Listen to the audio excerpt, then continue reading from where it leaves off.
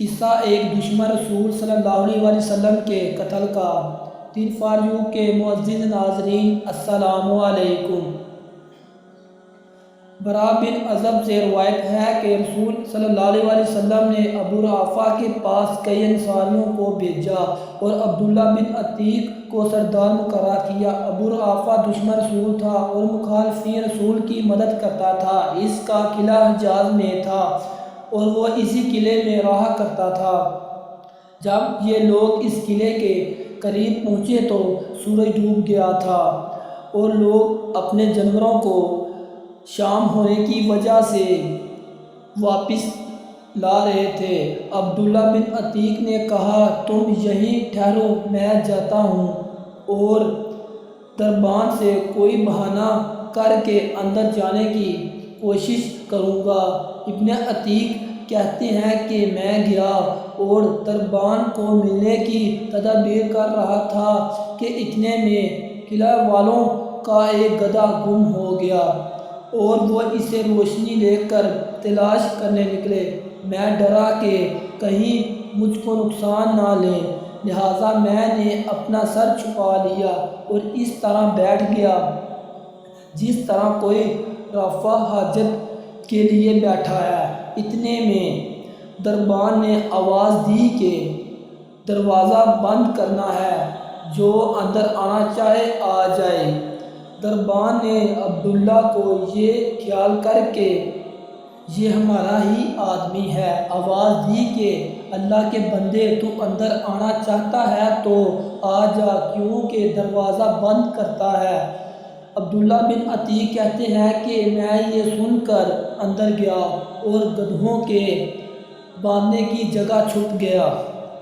دربان نے دروازہ بند کر کے ایک چابیاں ایک کیل میں لٹکا دیں۔ جب دربان سو گیا تو میں نے اٹھ کر چابیاں اتار لیں اور اس قلعے کا دروازہ کھول دیا تاکہ بھاگنے میں آسانی ہو۔ ادھر ابو رافع کے پاس رات کو داستانیں ہوتی تھیں۔ وہ اپنے بلا خانوں میں بیٹھا داستان سن رہا تھا۔ جب تمام داستان کہنے والے چلے گئے اور ابو رافع سو گیا تو میں بلا خانے پر چڑھا، جس دروازے سے داخل ہوتا تھا اس کو اندر سے بند کر لیتا تھا اور اس سے میری غرض یہ تھی کہ اگر لوگوں کو میری خبر ہو بھی جائے تو ان کے پہنچنے تک میں ابو رافع کا کام تمام کر دوں۔ غرض میں ابو رافع تک پہنچا تو ایک اندھیرے کمرے میں اپنے بچوں کے ساتھ سو رہا تھا۔ میں اس جگہ کو اچھی طرح معلوم نہ کر سکا اور ابو رافع کہہ کر پکارا۔ اس نے کہا کون ہے؟ میں نے آواز پر ہاتھ بٹھا کر تلوار ماری۔ میرا دل دھڑک رہا تھا مگر یہ وار کھالی گیا اور وہ چلایا۔ میں کوٹری سے باہر آ گیا اور پھر فوراً ہی اندر جا کر پوچھا اے ابو رافع تم کیوں چلائے؟ اس نے مجھے اپنا آدمی سمجھ کر کہا تیری ماں تجھے روئے، ابھی مجھ پر کسی نے تلوار سے وار کیا۔ یہ سنتے ہی میں نے ایک ضرب لگائی۔ زخم اگرچہ گہرا لگا مگر مرا نہیں۔ اس کی بیوی بھاگ گئی اور وہ چینیاں میں پھر آواز بدل کر مددگار کی حیثیت سے قریب گیا تو وہ چت پت پڑا تھا۔ میں نے تلوار پیٹ پر رکھ کر زور سے دبایا، ایک ہڈی ٹوٹنے کی آواز میں نے سنی۔ تلوار چیرتی ہوئی پیچھے تک پہنچ گئی۔ اب مجھے یقین ہوا کہ وہ ہلاک ہو گیا ہے۔ پھر میں واپس لوٹا، ایک دروازہ کھولتا جاتا اور سیڑھیوں سے اترتا جاتا تھا۔ آگے چاندنی رات تھی۔ میں گر پڑا، پنڈلی ٹوٹ گئی۔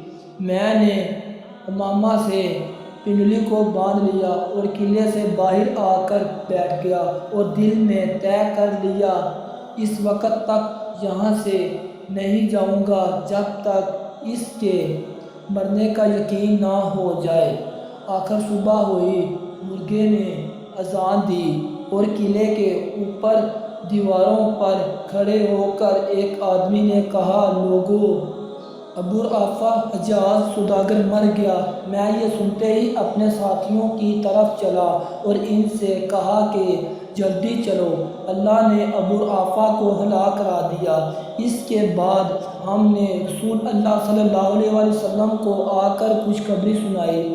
آپ صلی اللہ علیہ وآلہ وسلم نے میرے پیر کو دیکھا اور فرمایا کہ اپنا پیر پھیلا۔ میں نے پیر پھیلایا۔ آپ صلی اللہ علیہ وسلم نے اپنے دست مبارک سے اپنا لحم مبارک پھیر دیا۔ ایسا معلوم ہوا کہ اس پیر کو کچھ ہوا ہی نہیں۔ دوستو، اس طرح کی مزید انٹرسٹنگ ویڈیو دیکھنے کے لیے ہمارے چینل کو سبسکرائب کریں، تو ویڈیو کو لائک کرنا مت بھولیے گا، اور چینل کو سبسکرائب بھی کریں اور ویڈیو کو زیادہ سے زیادہ شیئر کریں۔ تب تک کے لیے اجازت دیجیے۔